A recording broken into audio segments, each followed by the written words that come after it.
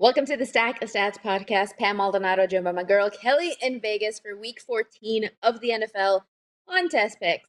Kelly, we had a pretty good week last week, 3-2, which is actually one of our better weeks of the season. If it wasn't for the Patriots losing a plus 5.5 spread, 6-0, then we could have had a better finish. What do you feel about last week? Just giving up a bomb to Gardner Minshew. I mean, the NFL, not only has it been super square, not only has it been super frustrating, I'm kind of in this glass case of emotion. Pam works for VSEN. My buddy Matt also works for them. They do a 7 picks against the spread contest. I am really screwed this week because there's no college football outside of Army Navy, which essentially means unless I take NFL? lay 2.5 with Army, or I bet the bad number of the under, I have to pick 7 NFL games this week. Is it against the spread or is it also totals?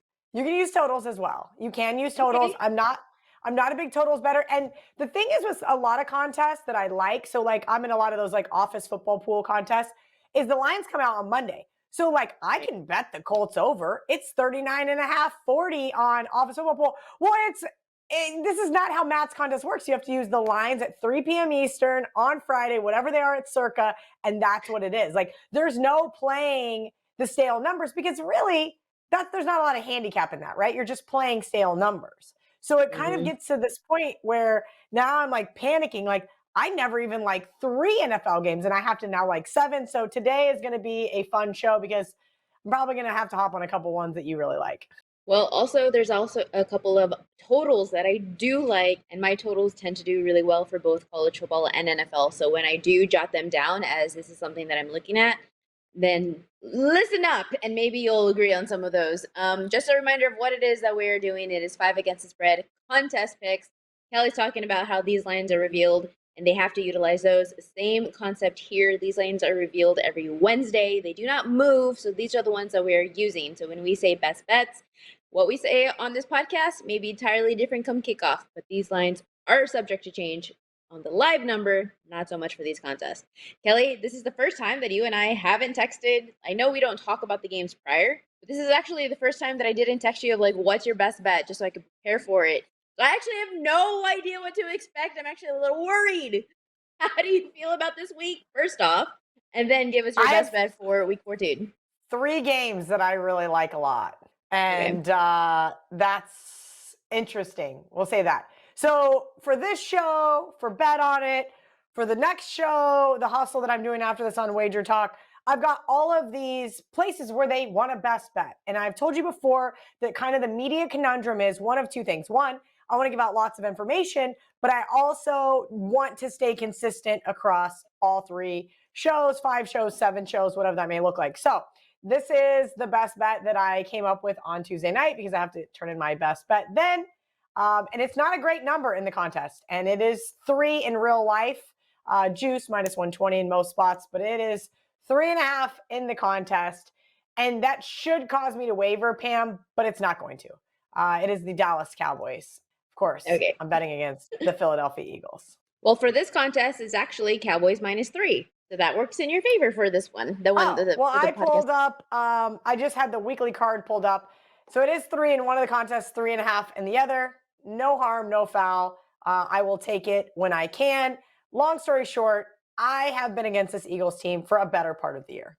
And I think what we finally got, now we did get it in the Jets game, but what we finally got last week from the Niners was a defensive team really bullying this Eagles team, right? This Eagles team has done a really good job of beating up on mediocre teams, right? They do make mistakes. We know Jalen Hurts is tied for 4th in the league with 10 interceptions thrown, but that damn tush push, for some reason, people thought he deserved to be MVP.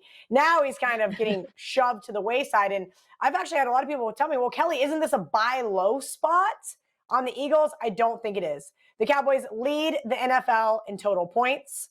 They have the number 4 scoring defense. In fact, I think this one could get out of hand. I think it could be 41-31 final. So laying the 3 in the hook in the one contest does not really bother me. What I expect to see here is the opposite of what most people are talking about, right? What we're hearing is Exactly what it is. The Eagles secondary is terrible. They are absolute Right. hot garbage, and you want to exploit them. Well, you know how San Francisco Mm-hmm. exploited them? It's exactly how Dallas should. Open up the running game with Christian McCaffrey. That opens up the passing lanes. The Cowboys need to open up the running lane with Tony Pollard just a little bit. Tony doesn't need to go off. He just needs like 60, 70 rushing yards, just enough to where CeeDee Lamb does not get double teamed, and he's going to be wide open in the end zone. I expect a big game from Ferguson as well, as we saw with George Kittle the other night. Utilizing a tight end against this Eagles team is what you want to do. I laid the 3.5 in real life. Dallas Cowboys, my best bet for week 14. For the contest, it is Cowboys -3, and I am in full agreement for a lot of the same sentiments that you shared. I believe that these are both the Philadelphia Eagles and the Dallas Cowboys are kind of the same team. They both have a fierce pass rush and vulnerable secondaries. The question is, which offense is the one that is most adept right now in rhythm to exploit that secondary? And it has to be Dak Prescott. If this comes down to like shooting, a shootout, the total right now is 53. That's expecting it to be a high scoring total. I actually like the under in this matchup, which is contradicting that this could be a potential shootout, but I can see like a 27-20 type of game. This is one of the totals that I liked, by the way. But the Dallas offense right now, it is clicking on all cylinders. It is the best offense in the league. Dak Prescott is playing his best ball. And I told my dad, I was like, Dad, it's time to get excited. I think this could be it. And my dad was like, don't mess with my heart, Pam. Don't mess with my heart. Because typical from Texas, born and raised, South Texas, Mexican family. We all love our Cowboys. Me, not so much, but at least I gave my dad a glimmer of You don't hope. love the Cowboys. I don't love the Cowboys, but I love to see my dad excited over the Cowboys. So that gets me hyped up. And I even wore Cowboys blue on accident just for him. And there you go. It's full of intentions. But this is about the Cowboys utilizing all of the weapons that they have available. I love that you mentioned CeeDee Lamb. Of course, that is the one that is going to garner the most attention. But it is also tight end and Jake Ferguson, who you also mentioned, 22 red zone targets. That is the second most in the league. First is CeeDee Lamb. That is such a dynamic duo between this offense right now. Prescott is playing well enough, solid enough to overcome a good pass rush. The problem with the Eagles is right now, I'm still not convinced. You can talk about the Eagles secondary, the problems that they're having, utilize that tight end, utilize the run game, open up the passing game. All of that is fair and well. But I'm still also not convinced that the offense is as strong as we've seen in years past. I'm not sure if Jalen Hurts is still fighting with that knee injury because he hasn't run as much or as effectively as of late. He has 3 yards per carry in his last 3 games. You're now asking the Eagles offense to put more on Hurts as a one-man show to perform. He's getting less help from that Eagles run game. Inconsistency from the defense has led to him now having 10 interceptions. That's a problem when you're going up against a Dallas cornerback and Deron Bland. Another pick six here is on a potential. I love that that's your best bet. I was so close to making it mine, but I definitely am fully in agreement with my best bet. Now, I don't know if you agree, and I think Ariel's going to hate me for this one, but I am making the Rams +7 against the Ravens as my best bet. First off, this is just to get the trend out of the way because I know that people like to look at trends. Lamar Jackson off a bye. 1-5 against the spread, the least profitable quarterback off a bye in the last 20 years. Now let's get to the nitty-gritty of it all. Baltimore, they are still showing the ability to blow leads. 3 losses that they have, blew leads in all 3 of those games, including 2 double-digit leads. Fourth quarter, 9-21 against the spread in the last 2 seasons. That's a problem when you're going up against the Rams offense, who is now finally fully healthy and starting to click because you have a healthy Matthew Stafford.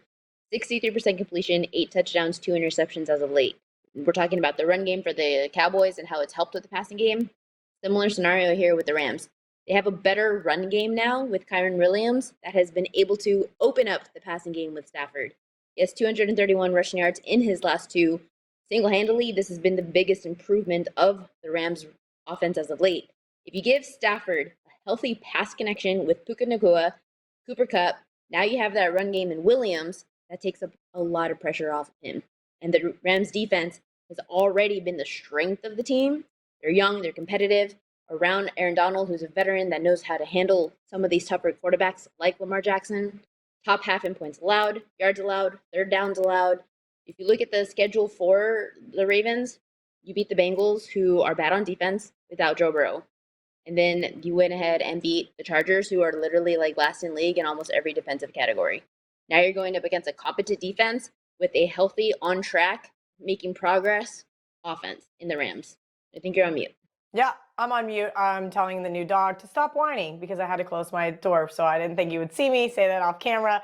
But yes, bottom line, Lamar Jackson as a favorite of 7 or more points, 1-8 against the spread in his last 3 seasons. I actually think I might tease the Ravens here. We'll see, but I agree with you. The Rams. I wouldn't. You think that the Rams are going to win the game outright, huh? I think they definitely can. Yes. Like I take dogs. I don't like dogs. I don't like taking dogs because I think they're going to cover a spread. I take dogs because I think they win the game outright. This has been Fair enough. This is why I make them my best bet, because it's a misprice. So for anyone who likes to tease favorites, hey, very well could work out. But I also will have a little bit of the Rams money line. All right, I like it. But do you have any other trends? Anything to back that? You feel good about it? No, that's it. I had zero opinion on this game, but I did see that tweet earlier in the week. I sent it to Ariel. She goes, yeah, I know. So I'm not saying she's going to be on the Rams, but I think she agrees with you here. Look, Baltimore, kind of comfortable right now in the AFC North. I don't think that they have a lot to play for. Yes, they still would like to win this football game, but right now I would say cruise control is maybe the wrong term, but it's the best one I can think of as of right now. I will say this. The Rams playing against teams off their bye week, 0-7 against the spread. That's the other trend that I am seeing right now, courtesy of Mark Lawrence. Outside of that, I'm with you. It's your best bet. So it's a bad trend versus a bad trend. So then we'll see which one of them has to falter. Yeah, but you can always take that, and I tell people that all the time, right? So I do a show on WagerTalk with Ralph Michaels, and I ask Ralph for data all the time. And you can pull small sample sizes, you can pull big sample sizes, and you can manipulate and move things how you want to your advantage. Yeah, that's very true. So then our theme of the season has been that we don't agree a lot. So now here we are agreeing on 2 games that are our best bets. Can we make it a 5-sum over here? Agreeing on 5 full games. 5-0 right out of the gate. Let's just run it out of the list. What is your next second best favorite? The Bills. I like the Bills. They're now down to 1.5 versus the Chiefs. I think this is an excellent spot for this team to finally avenge some of those ugly losses in the playoffs of this team. I do think this is probably whoever scores last wins the game. I do know that I don't love the Chiefs coming off that loss to the Patriots or to the Packers on Monday night. That did not help my case, but I loved Buffalo in the spot. I put them in a teaser. The big reason why I didn't make them my best bet, and I went back and forth between the Cowboys and them, was more so because right now Buffalo is frustrated, right? They're 6-6. They're on the outside looking in, and I kind of want to see what this team is going to do, right? I basically all but said Josh Allen reminds me of the great Brett Favre. Sometimes you never know what you're going to get. Are you going to get an amazing 45-yard touchdown pass? Or are you going to get an egregious interception thrown? He's exciting. He's fun to watch. He's super athletic. But this Chiefs team has shown glimpses of them for their former selves. Typically, that's against bad teams. I will say this. This is a Bills team coming off a bye. And you got to think, going into this bye week, this is what they had circled. The one caveat, and I did bet this before the news came out, I bet the 2.5, is Von Miller. As a big Von Miller fan, I loved when he won Super Bowl MVP. Hearing the allegations out of Dallas are not good. Anytime that you have drama, you have arrests, you have trouble in your locker room, it's never good. I have heard that he will be on the sidelines. I don't know if he will be playing. That is my one little asterisk here, to kind of keep an eye on that situation. Whether he plays or not doesn't really matter to me, but sometimes those distractions can be detrimental to a program. So we don't agree. I without strong conviction, however, but if it comes down to who do I have more belief in having a complete game, or at least a rebound? I'll revert from not a complete game, rebounding that has to be Patrick Mahomes and the Chiefs. We've never seen them play back-to-back bad games. It just doesn't happen. They are very volatile at the moment. They have their highs and then they have their lows. And we just saw it because they exploded in the second half against the Raiders. 17 points produced after having a couple of duds in the second half previously. But then they completely fell off against Green Bay, 2 of 4 inside the red zone, and of course the loss. I have more belief in the Chiefs' defense because it is elite. They were elite until allowing Jordan Love 69% completion, 3 touchdowns, but that's actually been their worst performance as a defensive unit all season long.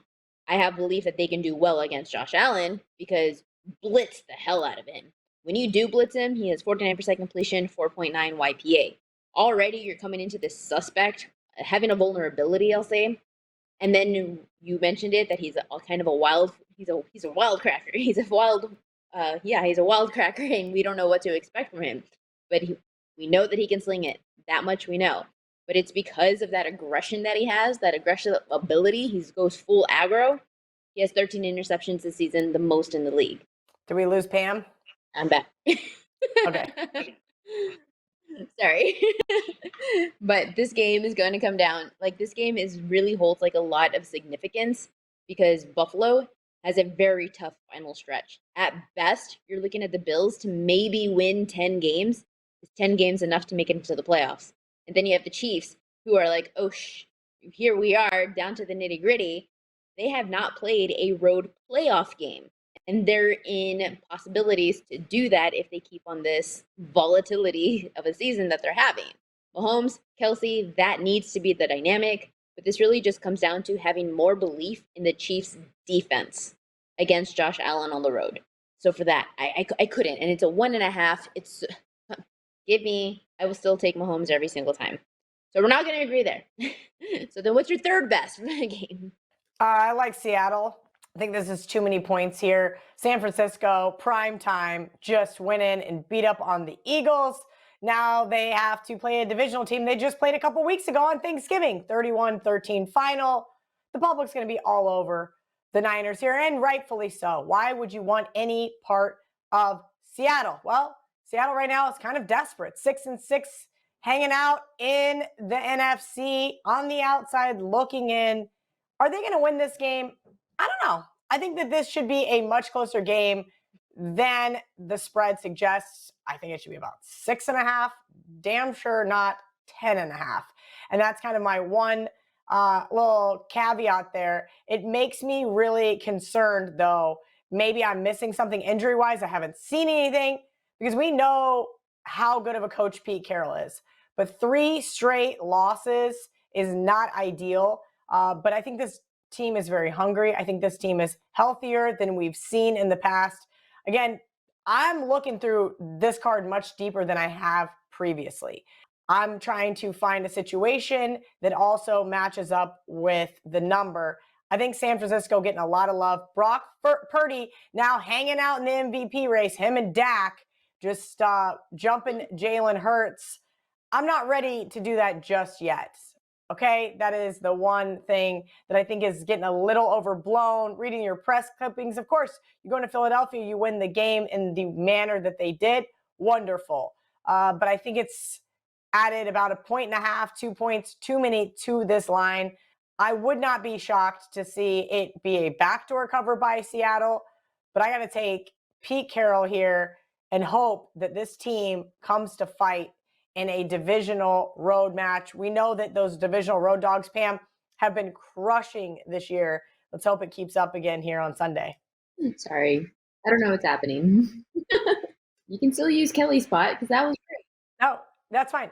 You're good now. Thoughts on Seattle plus 10.5?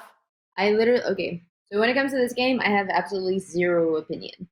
I just see how 49ers have demolished the Dallas Cowboys and then the Philadelphia Eagles. And I'm like, what do you do with that? Is Geno Smith the quarterback that's going to say, nah, not today? I don't think so. But if you feel strongly about it, I have no problem plugging it in because outside of that literally being my one sentence of logic. Strongly is tough, right? Man, Geno. Every time I rely on Geno, it's tough. I will say this.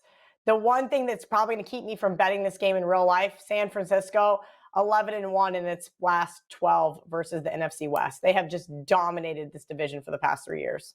Then let's go ahead and, I mean, that automatically also gives some pause. But when the 49ers are also healthy, I mean, that's what they are. Deebo Samuel, Christian McCaffrey, when they're starting 14-5 against the spread, this is a big number, but they're also playing for stuff, not only for a playoff spot, but I mean, the number one seed. They have a lot still to go for, sure. No strong opinion, so let's see. Let's go. Let's just run down the list. Bucks, Falcons. Anything? Desmond Ridder back in the dome.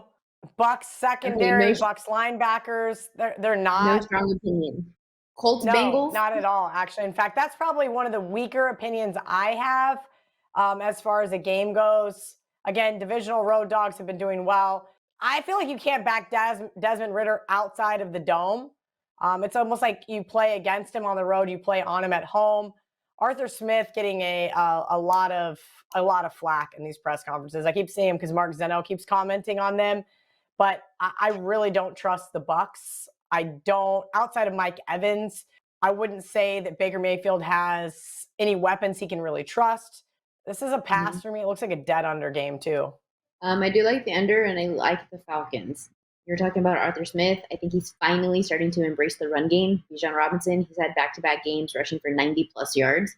That's the first time he's done that all season long. Stopped by the Jets. But, oh my God, it's the New York Jets. Granted, that's going to happen. But if you're finally embracing the run game, that's actually a good thing. Whereas compared to the most teams who are like, no, you stop with the run. This is what their MO should be and is. You eliminate Desmond Ridder from making some of those mistakes because of that run game. For a period there, he was having 30-plus pass attempts, and that was not good. He had interceptions, sacks during that span. But at least right now, what's going for them is that the Bucs are not at full strength. The team's entire group of inside linebackers injured. The Falcons can work the middle of the field, open up that passing option. Offensive tackle, Tristan Wirfs, he's hobbling. Baker Mayfield, negative MRI on the ankle, but he's had back-to-back games throwing for 200 yards or less. This is a rematch, so in that first game, we did see Atlanta win 16-13, but there was 3 goal line fumbles. That is very difficult to do twice.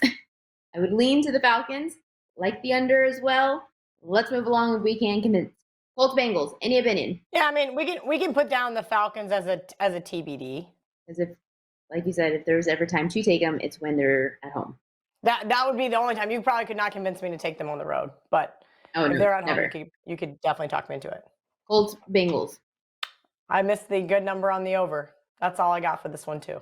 Okay. I have a very, very, very, very, very, very small lean towards the Bengals. But hey, I bet against this Colts team who has been red hot last week. That was not very much fun. Yep. Jake Browning looked excellent, in fact, on Monday night. I watched that entire game because I was sweating for my friends that had Jags in Survivor, which, Pam, we would not have. We probably would have lost with the Steelers. But that being said, I have concerns about this Bengals defense, right? Yeah, Indianapolis has scored 27 in 5 of their last 6.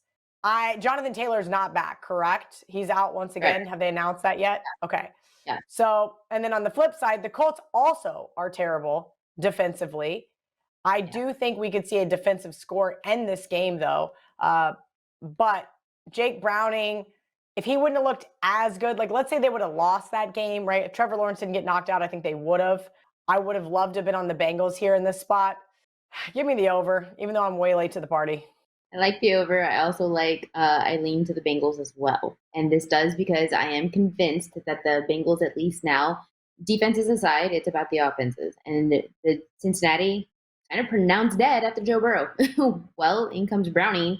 He has now given this team a floor with upside. He had a solid first start. And then the question is, how is he going to follow that up? Well, he was actually pretty good following it up. Obviously, 86% completion, 9.5 YPA. Now, his connection, he has built a rapport now with Jamar Chase. 70-plus receiving yards is his reception. Take the over. He's had 80-plus games in 2 games, 12 targets against Jacksonville. That is his go-to guy for Browning. Indianapolis has allowed that to at least one receiver. That is the one area of which the Bengals can exploit that. More concerning to me, why I would lean more to the Bengals, is because look at the quarterbacks that the Colts have faced. In a 4-game win streak, he played Bryce Young, Mac Jones, and injured Baker Field in a run-heavy Tennessee offense. At least Browning, I would say of that list, is definitely far more capable, having faced really good defenses in Baltimore, Pittsburgh, Jacksonville. You've been tried and tested. You've passed. You're good. You have a floor. There's upside. I would lean to the Bengals. Let's see if we can find another option. This is a team. I can't believe you haven't picked. I can't believe you haven't picked Chicago yet. I'm going down the list. Oh, you're just going on the list. Okay, well, I think we should talk about Chicago because this would be my fifth choice. I think they're gonna mess around probably and win this game. Kitchen 3.5 here against the Lions team, who once again gave up an egregiously. They were up 21-0. This is the same old Lions team at times. Last 4 weeks, 38, 26, 29, 28. What are they doing in the second half? Now, albeit I have bashed Justin Fields. I have not been very nice to him. But that is because I don't think he's very good. But this defense is going to make him look good. And the Lions have a tendency to let the Bears hang around and probably win this football game. They probably should have won the last meeting. In fact, they've won 7 of the last 11. And those 4 they didn't win were very close games. So I know they're not the same old Lions here, but I do expect to get the most out of Chicago here against a Detroit defense that has allowed basically anything and everything to happen. I mean, if I am this offense, I would be so frustrated. Like, do something. The yards that they have allowed, the crazy scores. I literally think watching this football game, it was 21-0. I changed the channel to check on the Titans game. I clicked it back and I'm like, what are they doing? We got very lucky to cover that game. Should have never been an issue, but I will say this. It is going to be possibly crappy weather in Chicago as well, so keep an eye on it there. Let's see if the Bears cannot control the time of the possession like they did in the first meeting and not turn the ball over 3 times. They'll win the football game then. So I hadn't brought up the Bears yet. One, I'm going down the list of spread list, but also I don't have a strong opinion on this. These are my 2 favorite teams, and I love them both, and they both have strengths, and they both are very flawed. I'm so just floored. I finally get on the Bears bandwagon for you, and you just I don't really know. Well, because I have concerns about. I was going down the list the way the order of the card was. On one website, you must be on the other website because this was the 4th game on the card. That's why I was confused. This line is 3.5. Yes, it is. It's just that Justin Fields, he gives me pause at the moment. I've been high on him, and this is why I took the Bears in a couple of weeks. But at least in back-to-back games, he has only 1 passing touchdown and 6 YPA. Yes, weather could come into effect here. The Lions, they have their defensive vulnerability, but it's against the pass. I still don't believe that Justin Fields can exploit that on the ground 100%. Like he had 100 rushing yards in that first matchup. He needs to utilize that again, but it's only him that he's had that much rushing success against the Lions. They have been flawed, but it has been in that secondary that he does have that connection with DJ Moore. So if there was one wide receiver that could help Fields exploit the secondary for the Lions, then it would be that type of connection. But honestly, I just don't have a strong opinion on this. I can see the Lions getting out with the win because they're better coached. They have more offensive receiving weapons, and when it's mattered most, they do know how to close out games. We have yet to see the Bears really do that. They're opposite, where they find ways to lose to close out games. That is facts. That is absolute utter facts. They do find ways to lose games they probably should have won. Exactly. All right, next. Texans, Jets. You can go ahead and guess who I like. The Texans. No! We're not going to agree on anything. And what planet would I be on CJ Stroud in this game? This is a total trap game for the Houston Texans, who frankly, we got lucky to cover that one. Thank goodness my boy Russell threw an interception there in the end zone. But let's look. So you've got Aaron Rodgers kind of taking Zach under his wing, saying, all right, Zach, we know we're not going to make the playoffs. It is what it is. Last week, they still didn't get the cover. I mean, offensively, like, what was that? 13-8 loss to the Falcons. Good grief. Now, Tim Boyle gets released. Trevor Siemian. Now we're back to Zach Wilson. Okay. But I do think that there is enough here to say, all right, we like this Jets defense plus the points. This could be just the most ugly Houston game we've seen all year long. CJ Stroud, Pam, I got this close by the hook. I covered his passing yards against the Denver defense. I don't think I'm going to get that lucky again. Who have this Jets defense abused this year? Patrick All the best Mahomes. players. Yeah. Jalen Hurts. Oh, yeah. Like, listen, I do think that what we will see here is a big-time defensive performance. Wide receiver Tank Dell is out. That is not good. Look, rookie of the year, whether he wins this game or not, I think that we're going to see the Jets defense come to play. Again, they're excruciating to watch.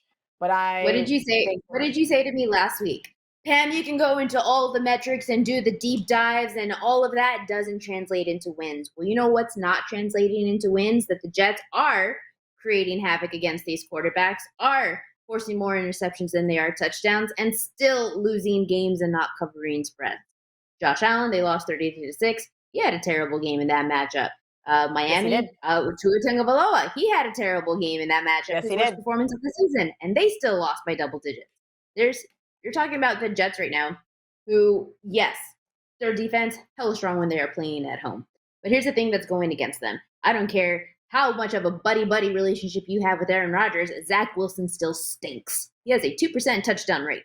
21 touchdowns on 946 attempts. There is nothing that this offense can produce to even help against the Texans. Now you're giving me Zach Wilson back behind center in what could be the biggest mismatch that probably no one's talking about. Houston has a very good, stingy-ass defense. That cornerback and Derek Stingley, in the last 3 games, he's given up only 8 catches allowed. He's forced 8 interceptions and incompletions. This is an elite defense for Houston, actually. And Stroud, you can talk about him being the best player on the team.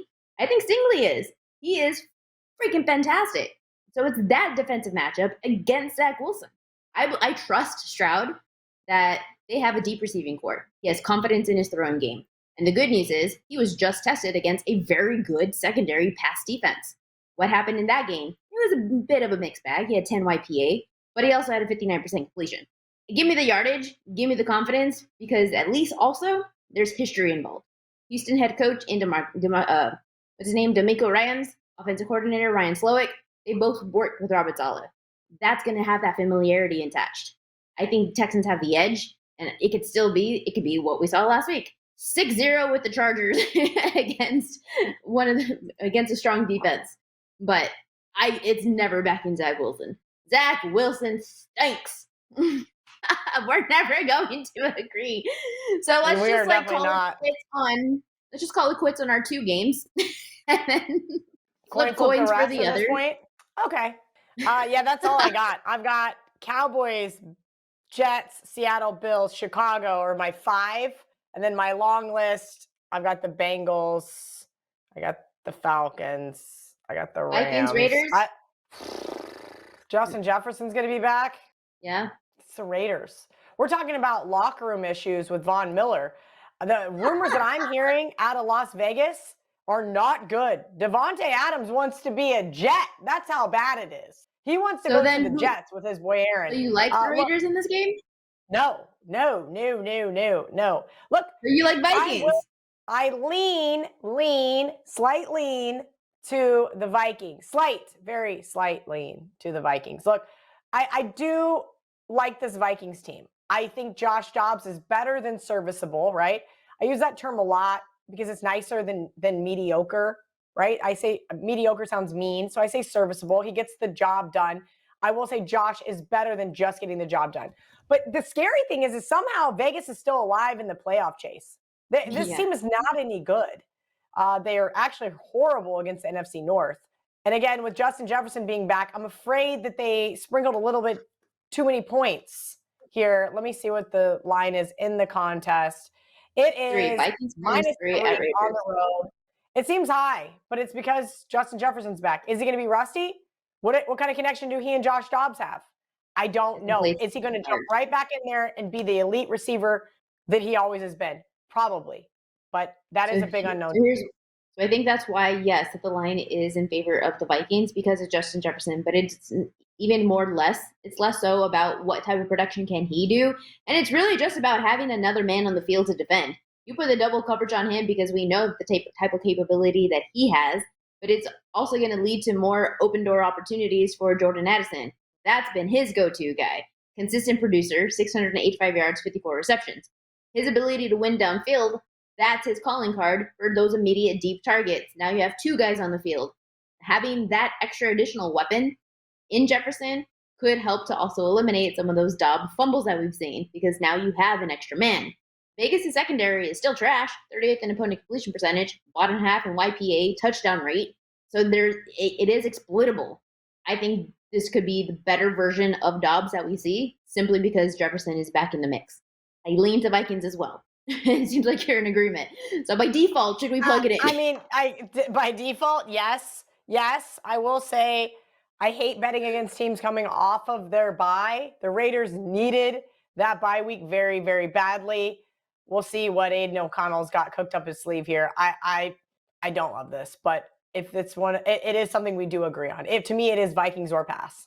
Okay, then another option. We already talked about Lions, Bears, Jets, Texans, literally opposite of everything. Cowboys are in. Broncos, Chargers. Have we not talked about them? Yeah, well, you said you were going down the list. The Denver Broncos, I put in a bunch of teasers. Did not trust this team to take the 2.5. I put them in a bunch of teasers. Well, for the contest is 3. Oh, that's good. I like that. I like that that's 3. Nice key number there. That makes me feel better because, again, I wanted to bet against this team last week because I think they were getting a little too much love in the marketplace, and I wasn't sure if they were going to be able to stop C.J. Stroud, and they weren't able to. But the Texans defense weren't really able to stop the Broncos either per se, right? Russell Wilson, not even 200 passing yards, 1 touchdown, and threw 3 interceptions, right?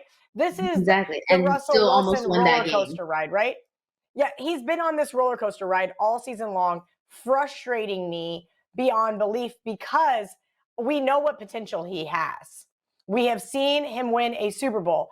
Is he ever going to get back there again? I don't think so. And as a Broncos fan, betting against them makes a lot more sense. Now, on the flip side, the defense, boy, have they really come to life. Last 7 games, 17.3 points.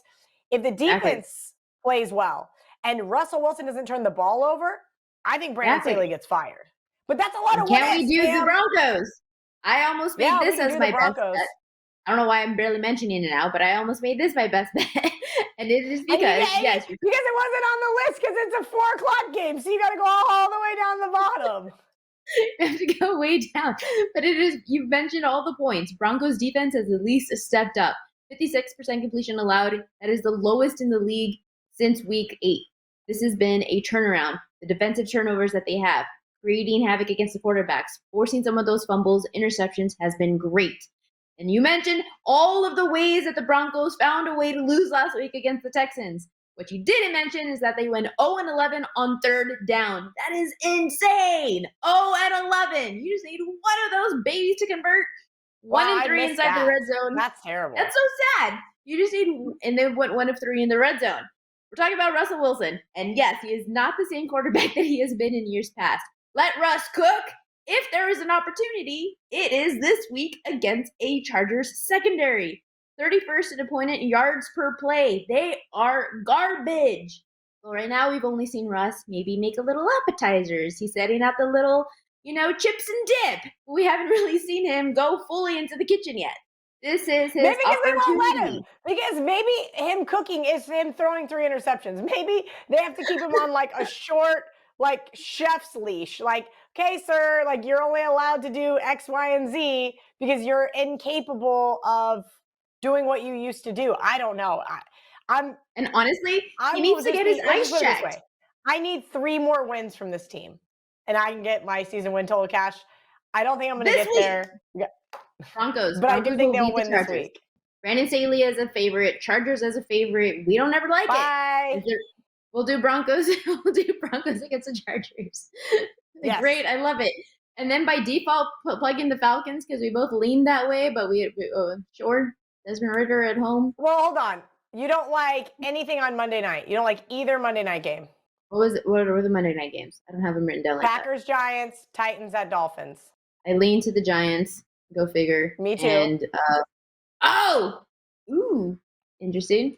Do you like Giants more than the Falcons one at Vikings? home? No, I like the Giants more than probably the Vikings. I could probably be talked into the Giants more so than the Vikings. I can live with Falcons, and I like the Broncos with you. Again, I tease them because there are just sometimes with certain teams that I teased the Jets last week, right? I said, Pam, I can't bet the Jets, but I'll put them in a teaser. And they covered the teaser. And I didn't have to hate myself on Monday morning. That's just kind of how I feel about the Broncos, but I'll play them in the contest. I like the Giants. DeVito, all of a sudden, here he is. Here he is. I'm talking about a floor being created here on offense with other teams. The floor has been made. The Giants at least have a floor now on offense. Yeah. And Packers coming off their really, really well. Game. Packers have been playing great. Not only did they beat their arch rival, the Lions, then they turned around and beat the Kansas City Chiefs. The look-ahead line on this game, granted, wouldn't have been with DeVito, okay? It would have been with Danny Dimes, was Giants -1.5. So but even before... Isn't DeVito even doing better than Danny Dimes? I mean, I've had Giants fans say that. I think that is kind of a crazy statement to make. This season, but very Giants small sample defense, size. Can they have one? Their last 2 home games are 2-0. Well, last 3 home games 2-0-1 against the spread. Can they build on something here? Right? You mentioned Tommy DeVito being a rookie. Is he better? I don't know. He's thrown almost 450 yards, 4 touchdowns, no interceptions. Right? So that's good. I think 6.5 is an insane number, just an absolutely insane number. And that's just because what we've seen the Packers do the past 2 weeks. 3 weeks ago, this line would have been Packers -3.5. This is the overvalued situation of the Packers coming off a huge win. Now you're on the road, laying less than a touchdown to the Giants, who have looked like complete garbage all season long. I am with you. Let's swap out the Vikings then, and we'll put in the Giants, and then that's our card. We have Cowboys -3 to the Eagles. That's Kelly's best bet. Rams +7 to the Ravens, my best bet. And then because we had a whole lot of nothing, we are plugging in. Because we have to throw in some garbage teams. Broncos +3 to the Chargers. Falcons -1 at home to the Bucks. And Giants +6.5 to the Packers. You know what? We hated our card last week. We're like, it's complete garbage. This is a yuck of a card. And we ended up going 3-2. And it could have easily been a 5-0. It could have been. That was frustrating. It was right there. But one. I actually do like this card. The more it comes in to fruition, I do. I would agree with that. Yeah. Let's see if we can't go 4-1. I don't want to set the bar too high, but let's see if we can improve on last week. We go 4-1. Perfect. Well, then do make sure to follow Kelly Stewart on Twitter at Kelly in Vegas. Follow me on X, Pamela M35, and do make sure to check out the rest of the WagerTalk YouTube channel. And then that does it for another episode of Sack of Stats.